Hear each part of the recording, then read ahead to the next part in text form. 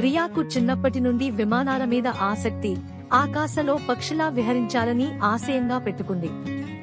ఆమె తల్లిదండ్రులు కూతురి ఆశయం చూసి మంచి ప్రోత్సాహం ఇస్తారు. నీ ఆశయాన్ని ఎప్పుడూ వదలకు రియా అని తల్లి ఎప్పుడూ చెబుతూ ఉంటుంది.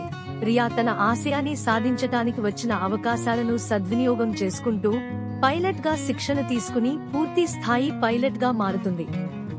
అలా పైలట్ గా ఉద్యోగము చేస్తూ విమానం నడపడంలో మెళకువలు నేర్చుకుంది. కొంతకాలం తరువాత రియాకు జాన్ తో వివాహం జరుగుతుంది. రియా పైలట్ గా అవ్వాలన్నది తన చిన్నప్పటి కల అని, అందుకే పైలట్ అయ్యాను అని భర్త జాన్ తో చెప్తుంది.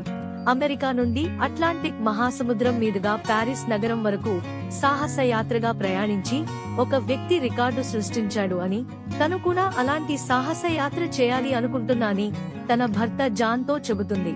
అప్పుడు జాన్ తన భార్య కోరిక మేరకు సాహసయాత్రకు కావలసిన ఒక తేలికపాటి ఎరుపు రంగు విమానాన్ని కొంటాడు. ఇక రియా తన సాహసయాత్రకు అన్ని అనుమతులు తీసుకుని ప్రయాణానికి సిద్ధం అవుతుంది. తన మిత్రులు మరియు బంధువులు తనకు శుభాకాంక్షలు చెబుతూ ఆసక్తిగా చూస్తున్నారు. అక్కడ ఒక విలేకరి, మీరు అట్లాంటిక్ మహాసముద్రాన్ని ఒంటరిగా దాటడం అంత సులభం అనుకుంటున్నారా అని అడుగుతాడు. దానికి ఆమె నవ్వుతూ, సులభం కాదు, కాని నాకు ధైర్యం ఉంది, ప్రయత్నిస్తాను అంటూ విమానం ఎక్కుతుంది. ఆమె ముఖంలో ధైర్యం స్పష్టంగా కనిపిస్తుంది.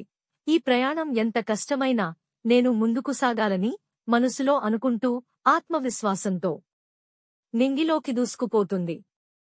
అలా ప్రయాణిస్తూ అట్లాంటిక్ మహాసముద్రం మీదుగా ఎగిరే సమయంలో ప్రతికూల వాతావరణం ఏర్పడుతుంది. నల్లని మబ్బులు ఆకాశాన్ని కమ్మేస్తాయి. భారీ గాలులు, గర్జించే ఉరుములు రియా విమానాన్ని కుదుపులకు గురిచేస్తాయి. విమానంలో చిన్న సాంకేతిక సమస్య ఏర్పడుతుంది. ఆమె తన నైపుణ్యాన్ని ఉపయోగిస్తూ అలాగే ముందుకు కొనసాగుతుంది. అలా కొంత దూరం ప్రయాణించిన తరువాత రియాకు ఆ నల్లని దట్టమైన మేఘాల వల్ల దారి కనిపించదు. అప్పుడు ఆమెకు ఒంటరిగా ఉన్నాను అనే భావన వస్తుంది. ఆమె తనను ప్రోత్సహిస్తున్న కుటుంబాన్ని, తన ఆశయాన్ని గుర్తు చేసుకుంటూ, నేను ఒంటరిగా ఉన్నా, నా కలలు, నా ఆశయాలు నాతోనే ఉన్నాయి అని మనసులో అనుకుంటుంది. రాత్రి అవుతుంది. అప్పటికే చాలా గంటలు ప్రయాణించిన రియాకు తీవ్ర అలసటగా ఉంటుంది. చీకటిలో ఆమె ప్రయాణం మరింత క్లిష్టమవుతుంది. రియా విమానం భీకరమైన గాలులను ఎదుర్కొంటుంది. ప్యారిస్లో దిగాల్సిన విమానం నరాలు తెగే ఉత్కంఠతో సుమారు 20 గంటల సుదీర్ఘ ప్రయాణం తరువాత ప్యారిస్కు కొద్దిపాటి దూరంలో ఉన్న ఐర్లాండ్లో ఒక రైతు పొలంలో సురక్షితంగా ల్యాండ్ అవుతుంది.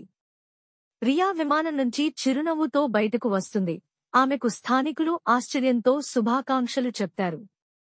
రియా వారితో సంభాషణ చేస్తూ, నా ఈ ప్రయాణంలో మీరంతా నాతో ఉన్నారు అంటుంది.